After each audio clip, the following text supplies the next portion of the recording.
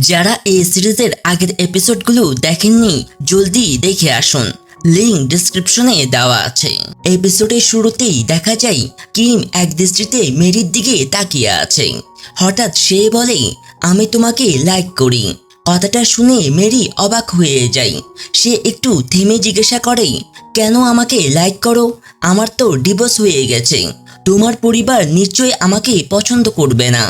Kim শান্ত গলায় বলে, কাউকে ভালো লাগার জন্য কোনো কারণ লাগে না। মেরি আবার জিজ্ঞেস করে, তবু কেন আমি? কিম হাসতে হাসতে বলে, তুমি আমাকে ডেট করবে নাকি আমার পরিবারকে? আমি তো তোমাকেই লাইক করি। মেরির মনে তখন হাজারো ভাবনা ঘুরছে, কিন্তু মুখে কিছুই বলতে পারে না।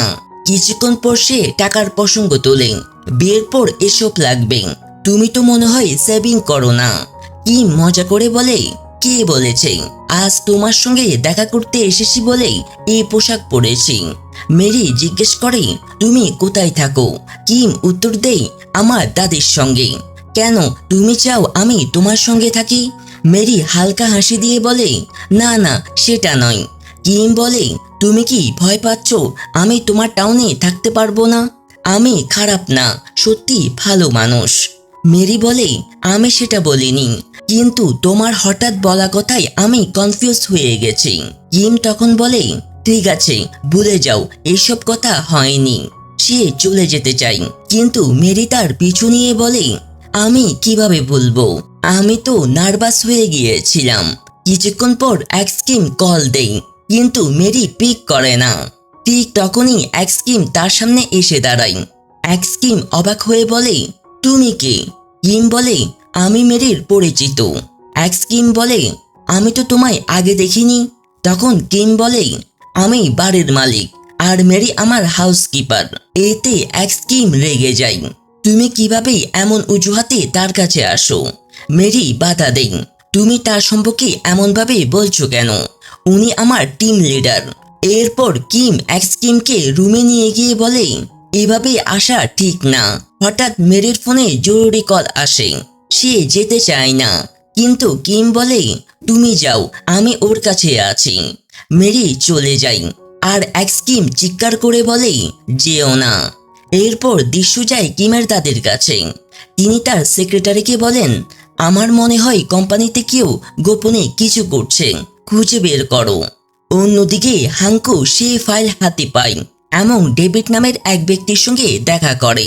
দেখা যায় তারা দুজন গোপনে কিমের দাদির প্রজেক্ট নিয়ে কাজ করছে, তবে আঙ্কেল তার ষড়যন্ত্র লুকানোর পরিকল্পনা চালিয়ে যাচ্ছে।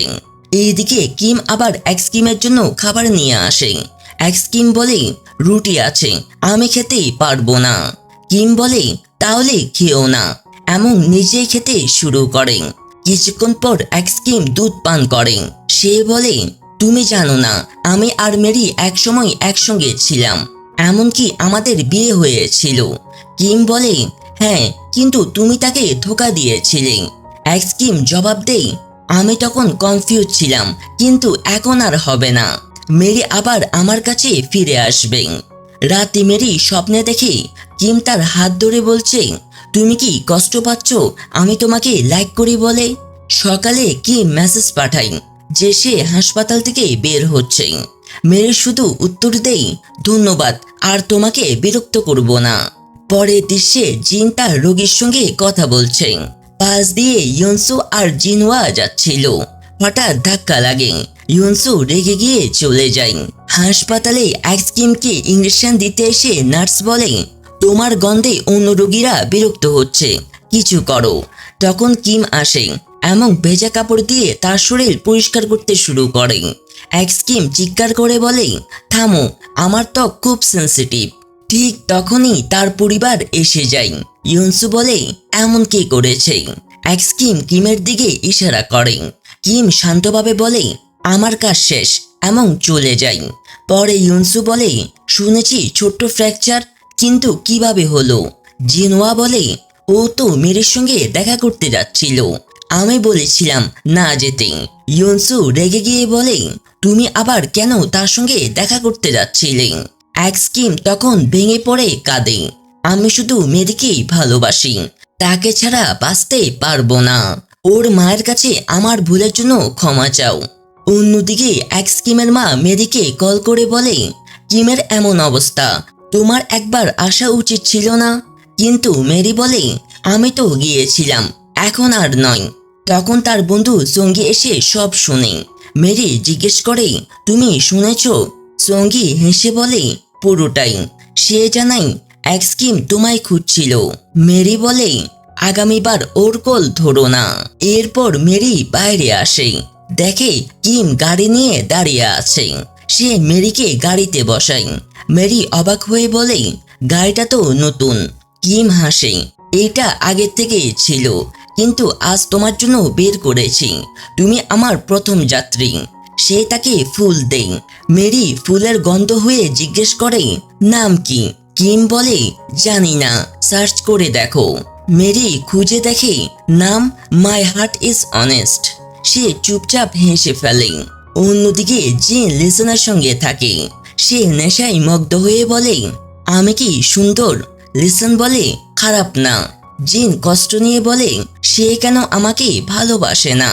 অর্থাৎ কিমের কথা বলছে। কিছুক্ষণ পর সে কান্নায় ভেঙে পড়ে। লিসন তাকে বাড়িতে পৌঁছে দেয়।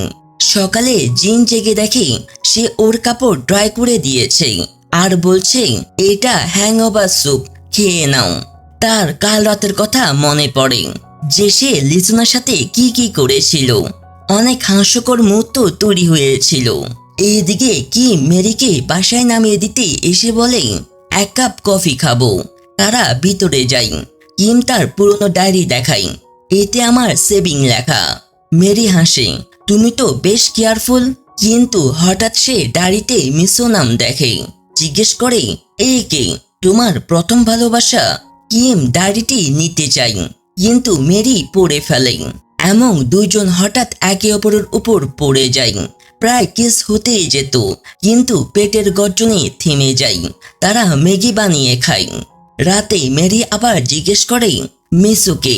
কিম হাসে, তুমি কি জেলাস ফিল করছো? মেরি না করে, কিন্তু কিম কিছুই বলে না। কিছুক্ষণ পর ঘুমিয়ে পড়ে। মেরি ব্ল্যাঙ্কেট দিয়ে বলে, ঘুমের মধ্যে তুমি সত্যি হ্যান্ডসাম। রাতে বজ্রপাত হলে তারা দুজনেই জেগে যায়। কিম মেসেজ করে, ঘুমিয়ে গেছো? মেরি বলে, না, ভয় পেয়েছি। কিম তখন একটা গান পাঠায়। তারা চুপচাপ গান শুনে। সকালে তারা ম্যাচিং পোশাক পরে বের হয়। কিম বলে, লিসন লাঞ্চে আসবে, কিন্তু লিসন পরে ক্যান্সেল করে দেয়। এরপর মেরি আর কিম হাঁটতে যায়। এক জায়গায় মেরি একজন অভিনেতাকে দেখে অটোগ্রাফ নেই। কিম হালকা জেলাস হয়, কিন্তু ছবি তুলে। ঠিক তখনই জিন এসে দেখে বলে, তুমি এখানে কি করছো? কিম সব বলে ফেলে। জিন রেগে বলে, তুমি জানো না তোমার দাদি জানলে কি হবে? এখনই এসব থামাও। অন্যদিকে কিমের দাদি তার সেক্রেটারিকে বলে ফিনান্সিয়াল ডকুমেন্ট যাচাই করতে, কারণ কিছু সন্দেহ হচ্ছে। কিন্তু দেখা যায় হাঙ্কু গোপনে সেই কাজের সঙ্গে জড়িত। পরে জিন মেরিকে ডেকে বলে, তুমি জানো না কিমকে? সে বেকারের কোম্পানির মালিকের নাতি। মেরি হতবাক হয়ে যায়, আমি জানতাম না, আমি শুধু নিজের কথা ভেবেছিলাম। জিন বলে, সে তোমার বাবার উপর শোধ করছে। মেরি স্তব্ধ হয়ে যায়। মানে? জিন বলে, কিম ওই ছেলেটি যাকে তোমার বাবা কার অ্যাক্সিডেন্ট থেকে বাঁচিয়েছিল। এটা শুনে তো মেরি একদম হতবাক। বাস স্টপে বসে মেরি সব স্মৃতি মনে করে।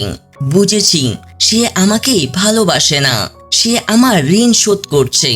সে গ্রামে চলে যায়। কিম তখন জিনার কাছে জানতে পারে যে সব কথা সে মেরিকে বলে দিয়েছে। রেগে গিয়ে কিম চলে যায় এবং মেরিকে কল করে, কিন্তু সে রিসিভ করে না। বাড়িতে মেরির মা বলে, কি হয়েছে? মেরি বলে, কিছু না। এই সময় ইউনসু তাদের কুকুরের গল্প বলে। ও এক মেয়ে কুকুরকে ভালোবাসতো, কিন্তু সে তাকে ছেড়ে চলে গেছে। তখন থেকে সে কিছুই খাচ্ছে না। মেরি কুকুরকে বাইরে নিয়ে গিয়ে বলে, সহজে কাউকে মন দিও না, পরে কষ্ট হবে। তখনই কিম গাড়ি নিয়ে আসে। তুমি আমার কল ধরোনি কেন? মেরি বলে, ফোনটা ঘরে ছিল। তারা একটা নিরিবিলি জায়গায় যায়। কিম বলে, তুমি জিনের সঙ্গে কথা বলেছ, আমায় বলনি কেন? মেরি বলে, বলতে যাচ্ছিলাম। কিম বলে, তুমি যা জানতে চাও জিজ্ঞাসা করো। মেরি বলে, তুমি কি আমার বাবার মৃত্যুর জন্য অপরাধবোধ ভুগছো? কিম বলে, না, আমি তোমাকে ভালোবাসি বলেই পাশে আছি। সে মেরির হাত ধরে বলে, আমি সবসময় তোমার সাইডেই থাকবো। ধীরে ধীরে তারা একে অপরের চোখে তাকায় এবং অবশেষে কিম তাকে কিস করেন। আর এখানেই সপ্তম এপিসোড শেষ হয়।